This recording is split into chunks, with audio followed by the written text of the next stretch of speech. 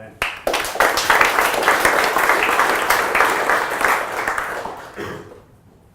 Hi everyone. So tonight my talk is about useful front-end metrics. Obviously, because long meetup is long, I'll give you the hyperlapse edition tonight, but it'll be fun, I promise. Tonight we're going to look at what a metric is and what makes a metric useful and what we can sort of do once we have some metrics about performance in our applications. As Mark said, I'm Ben Schwarz. You can find me all over the internet eating donuts. And I think it's really interesting when people talk about performance, you hear the same things time and time again. And so I think it's interesting to maybe quickly look at what we know so far as a community here. Firstly, off the bat, time is money. We've heard this time and time again. We've heard of maybe Amazon coming along and saying that when something is slow, it costs money. Sales drop, engagement drops, abandonment rises.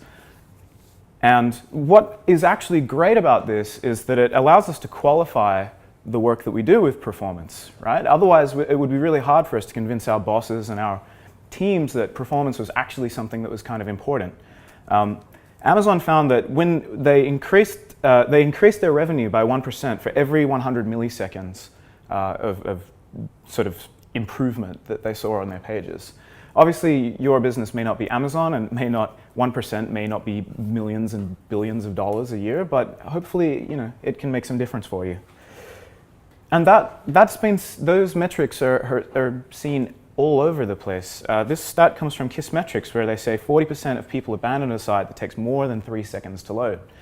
They go on to say that 47% of consumers expect a page to load in 2 seconds or less. Now, we all can probably testify that doing that on a mobile device is borderline impossible. Really, really seriously difficult to do. And finally, from Ilya Grigorik from Google, after a second or more, the user's flow and engagement with the initiated task is broken. So he's actually talking about an interaction where you've clicked on a button, you've waited for something, and after a second or more, your consciousness of that task starts to drift. Etsy.com learned that when they added 160K to a page, they saw a 12% increase on their bounce rate. So that really, really affected their sales. From 2010 to 2014, response size over the web grew by 2.5 times. So this is growing from, I think, about 650 kilobytes for a page, all the way up to about 1.8 meg. And that was over a 4-year period using Google's HTTP archive, big data set. You can go and look at those stats yourself. That's publicly available data. And so, back in 2008, Steve Souders gave a talk called Even Faster Websites. And his quote from back then in 2008 was that 80 to 90% of end user response time is actually in the front end. It's not your server, it's in the browser. And so I'd like to go on record saying that everyone on your team should be responsible or is responsible for front end or for your performance in general. So let's kick through real quick of all the things that we know, or the rules. We know that we should minify everything. We know that we should use asynchronous JavaScript. We know that base 64ing large fonts can block other styles from loading. So if your browser is waiting for that file to come down, you're essentially blocking it from rendering everything else. We know to animate using CSS and not JavaScript. We know that request animation frame can be used for JavaScript-based animation. So not entirely true of the last slide. But does anyone know how request animation frame works? Handful of people? OK, so request animation frame is a JavaScript API that runs in natural progression of when the browser will paint normally. So what you have the opportunity to do is to issue a change to something that's going to change what's actually happening in the browser visually, and the browser will pick it up in a loop when it's ready to. It's generally about every 16 milliseconds. And if you're aiming for 60 frames per second, that's how fast you need to be able to paint, is 16 milliseconds. We know that we should probably use video rather than GIFs, which makes me a little bit sad, and I can't really believe that I said that. So Of course, I want you to follow your dreams and use a GIF whenever you feel like it, but just don't tell your boss. We know that changing opacity, transforms, and clips and filters are cheap because they're hardware accelerated.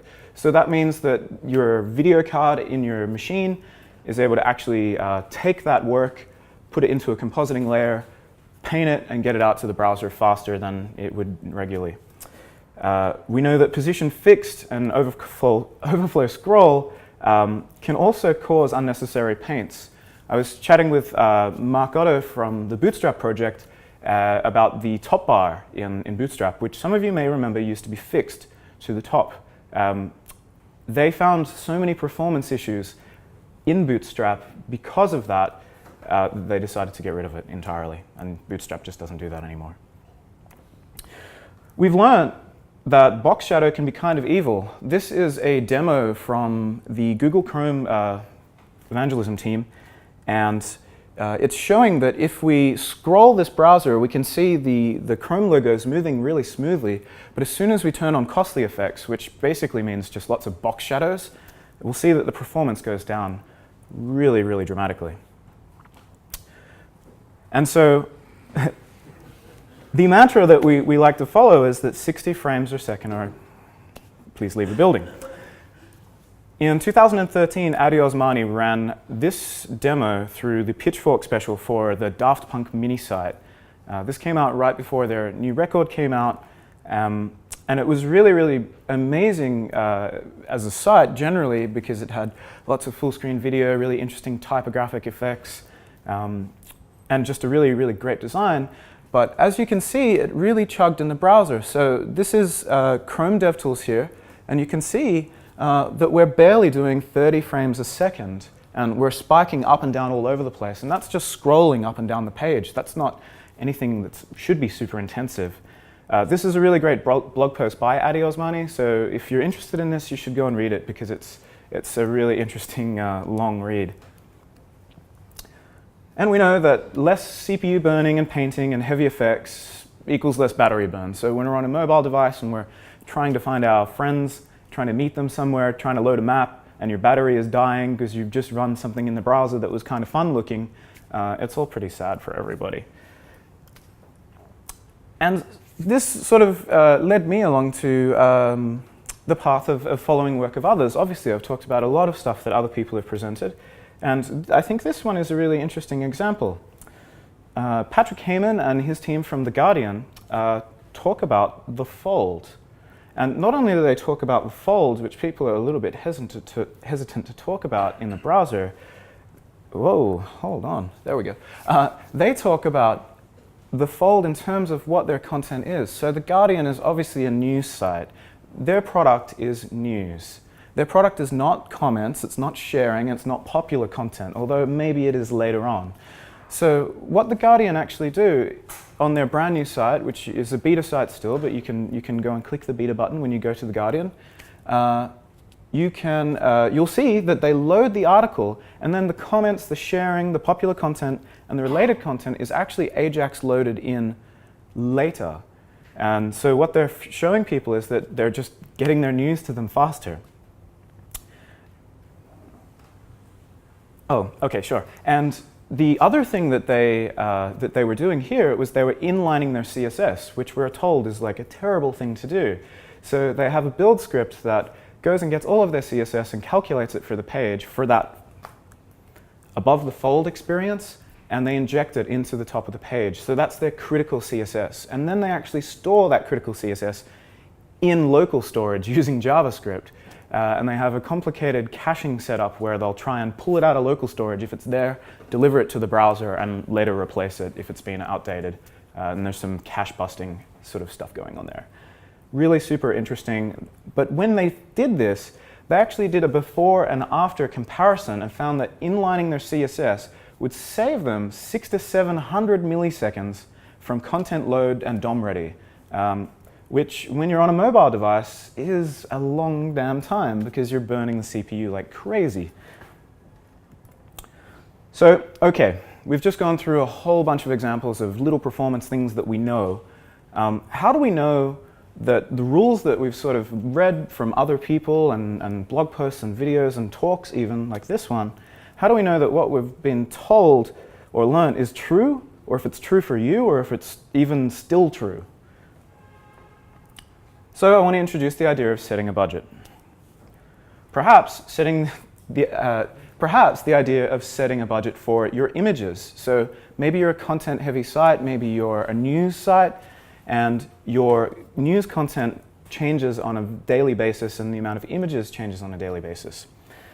What's really interesting here is that once you start tracking something and setting a budget, you can actually have interesting conversations. So before, when you said to your designer, do we really want to add a really big header? What are we going to do on the mobile device? Are we going to scale it down? Are we going to do a different crop? Is it going to be a different image entirely? When you've got a budget, you can make an argument together and you can talk about what you're going to change to get beneath that budget. So maybe that related content isn't as important as this big important feature that we're going to run at the top of the page. So it's an extra constraint, and I think that that's a really positive thing for a designer. And so how do we do this? Essentially, we monitor everything. We can do real-time user monitoring, or also known as RUM. Many of you will have seen this. This is from Google Analytics. It tracks using the Google embedded script. It'll send up the DOM ready time, when the page loaded, general stats about your page. You can go and look at it and break it down to what browser, what device, what country, what kind of connection they were on, and maybe learn something insightful that, hey, those customers in India are maybe not getting the fastest content. Maybe we can add a CDN there, or maybe we can change something about our assets. So real user monitoring can be really interesting. Okay, this is a video. Okay, cool. So I'm going to show you how you can actually build your own real-time user monitoring system. So this is the San Francisco Chronicle, and you'll see here, hopefully, yeah. Okay, so window.performance.timing. Window.performance.timing is essentially the HTML timings from the page. This is built into the browser. It's available in IE and Firefox and Chrome, just like here. And you'll see that we can see when the DOM was complete, when the fetch actually started, if there was any redirects, how long did those redirects take to get to that point. And we can go and get that information and send it up to our own servers. We don't have to send that information to Google. So we can actually go and build out our own, which I think we can agree is quite cool. Oh, this video is a little bit slow. It's my bad. Come on, video. I got you. Come on.